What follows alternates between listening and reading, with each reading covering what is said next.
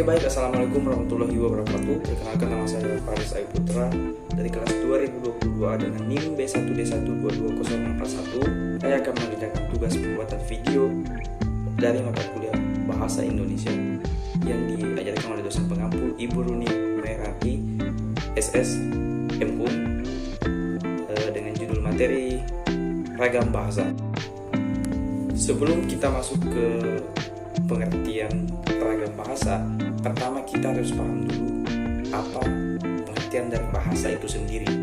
Jadi secara garis besarnya adalah bahasa merupakan alat komunikasi yang dibutuhkan manusia untuk memenuhi kebutuhannya dalam menjalani interaksi atau membangun interaksi antara satu dengan yang lainnya. Jadi bahasa di sini digunakan sebagai salah satu alat komunikasi yang dibutuhkan manusia. Oke baik, sekarang kita masuk ke pengertian ragam bahasa. Ragam bahasa adalah variasi bahasa menurut pemakaian yang berbeda-beda, menurut topik yang dibicarakan, menurut hubungan pembicara, kawan bicara, orang yang dibicarakan, serta medium pembicara.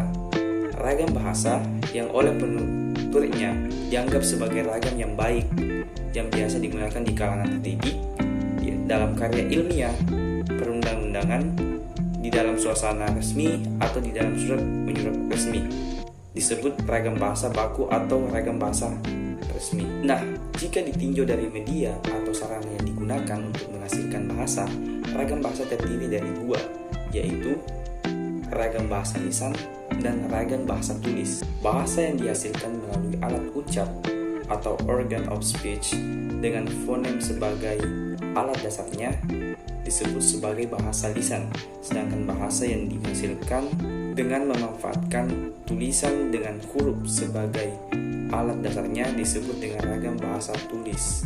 Jadi, dalam ragam bahasa lisan kita berurusan dengan lafal, sedangkan dalam ragam bahasa tulis kita berurusan dengan tata penulisan atau ejaan. Selain itu, aspek tata bahasa dan kosakata kedua jenis ragam itu memiliki hubungan yang erat. Ragam bahasa tulis yang unsur dasarnya huruf melambangkan ragam bahasa lisan. Oleh karena itu, sering timbul kesan bahwa ragam bahasa lisan dan ragam bahasa tulis itu sama.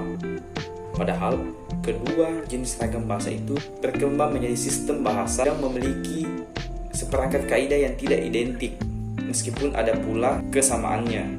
Meskipun ada kemiripan, tetap kedua ragam bahasa ini memiliki seperangkat kaidah yang berbeda satu dan yang lainnya. Oke, sekarang kita masuk ke fungsi ragam bahasa. Fungsi bahasa Indonesia dalam kapasitasnya sebagai bahasa nasional ada 6, yaitu mampu menyatukan ribuan bahasa yang beragam di Indonesia. 2. Speaker Indonesia mampu lebih paham. 3. Simbol kebangsaan nasional. 4. Simbol identitas nasional. 5. Berarti menyatukan berbagai kelompok etnis di Indonesia. 6. Pemersatu alat penghubung antara budaya dan antar regional. Sekarang macam-macam ragam bahasa. 1. Ragam bahasa Indonesia berdasarkan media. Ada ragam lisan. Ciri-ciri ragam lisan yaitu 1. Memerlukan orang atau teman untuk berbicara atau lawan bicara. 2. Tergantung situasi, kondisi, ruang, dan waktu. 3. Tidak perlu memperhatikan unsur gramatikal, hanya perlu intonasi dan bahasa tubuh. 4. Berlangsung dengan cepat. 5. Sering dapat berlangsung tanpa alat bantu. 6. Kesalahan dapat langsung dikoreksi. 7. Dapat dibantu dengan gerak tubuh dan mimik wajah. Ragam tulisan. Ciri-ciri ragam tulisan yaitu 1. Tidak memerlukan orang kedua atau teman bicara. Tidak seperti dengan ragam lisan tadi. Ragam lisan itu memerlukan lawan bicara, sedangkan ragam tulisan tidak memerlukan lawan bicara atau teman bicara. Oke, lanjut. Kedua, tidak tergantung kondisi, situasi, dan ruang serta waktu.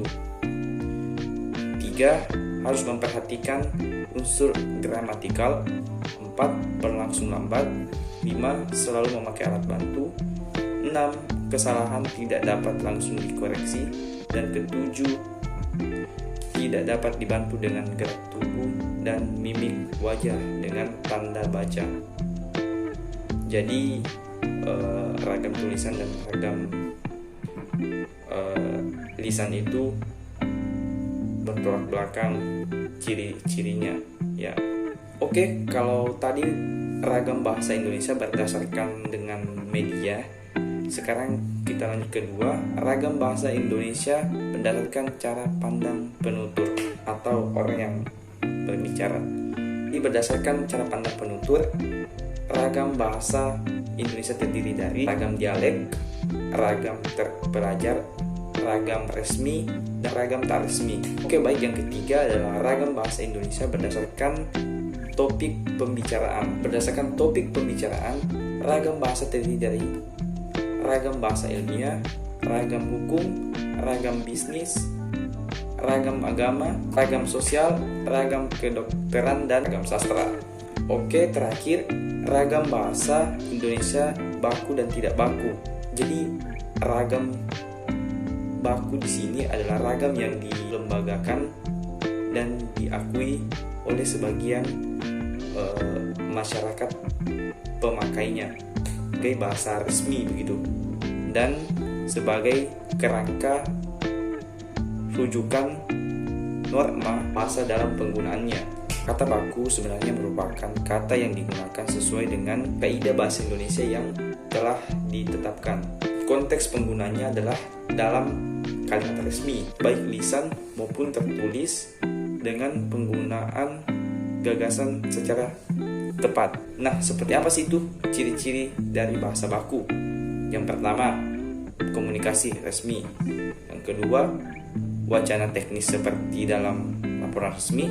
Yang ketiga, pembicaraan di depan umum. Dan yang keempat, pembicaraan dengan orang yang dihormati dan sebagainya. Di sini saya akan sedikit memberikan contoh bahasa baku dan bahasa tidak baku. Nah, contoh bahasa baku ialah cantik sekali, masih kacau, uang tidak mudah, diikat dengan kawat, bagaimana kabarnya. Sementara contoh bahasa tidak baku ialah cantik banget atau cantik sekali, masih sempit, duit, enggak ganteng, diikat sama kawan, gimana kabarnya. Itu adalah bahasa yang tidak baku. Oke, itu dia tadi